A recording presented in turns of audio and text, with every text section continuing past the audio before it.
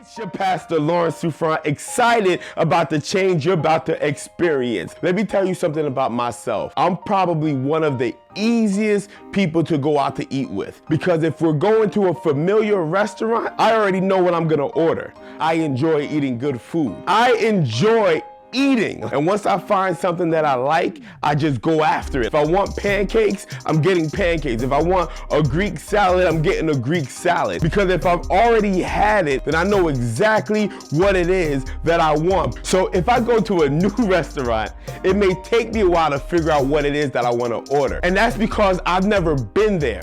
So I don't know what's good. Like, good food is important to me. So when I go to a new restaurant, I'm looking at the menu and I'm trying to figure out what is attractive. I look at the menu and I try to decide exactly what it is that I want. I'm reading the descriptions. I'm asking questions to the server. Can I substitute this for that? I'm trying to get as much information as I can about each item. And then after a while, there's one thing that I do. I make a decision. I say, okay, this is what I want, and then I place my order. Now, why is this important? Because for a lot of us, we are moving through life not knowing what we want. What do you want? I need you to figure out exactly what it is you desire in life. We have a long list of I don't want. I don't want to be broke. Don't want to be lonely. Don't want to be ignorant. Don't want to be ugly. Don't want to be fat. We have a whole list of things of what we don't want. Sometimes you focus so much on what you don't want that you live a life of avoidance instead of a life of action. We're going through life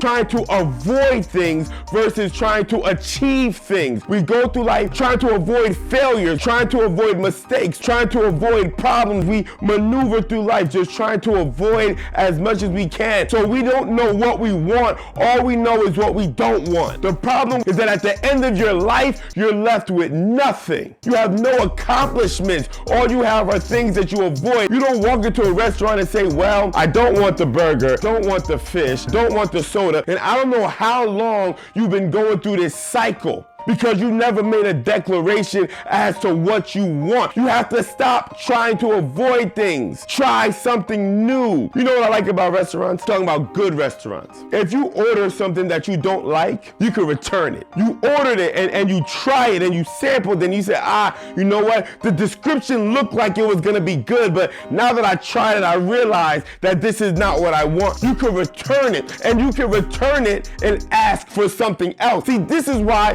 you don't have to live trying to avoid things, because the truth is there's no mistake that you can't undo. You know, one person told me that defense wins games. And when you play defense, what you're doing is you're trying to make sure that your opponent does not score. That's what defense is all about. But then I heard another coach say the best defense is a better offense. In other words, it's not just about stopping the other team from scoring. It's about making sure you put points on the board. It would be a shame for you to avoid every evil thing, every mistake, every problem, every shortcoming, and at the end of your life, there are no points on your scoreboard. You didn't score anything because you avoided everything. No, that's not how you play the game. While you try to make sure you make calculated decisions, at the end of the day, make sure you're scoring points. Make sure you're going after something. And you can't go after something if you don't know what that something is. So take some time, reflect on what it is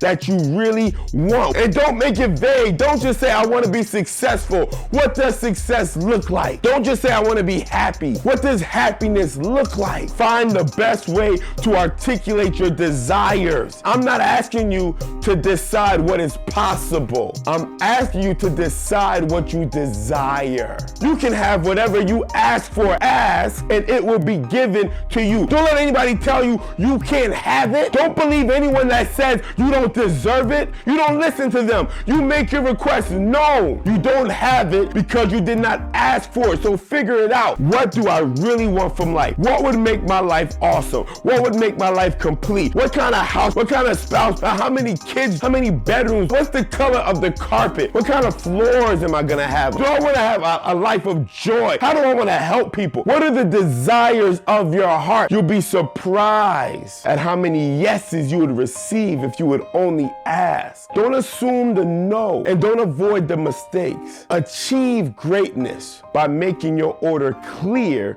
to the universe. If you appreciated this video, if this thing really inspired you, I'm asking you to like it, share it, comment, subscribe, so you can keep getting notifications as I try to serve you. I love you. I believe God is going to do great things in you. And remember, your destiny is just one decision away. Peace.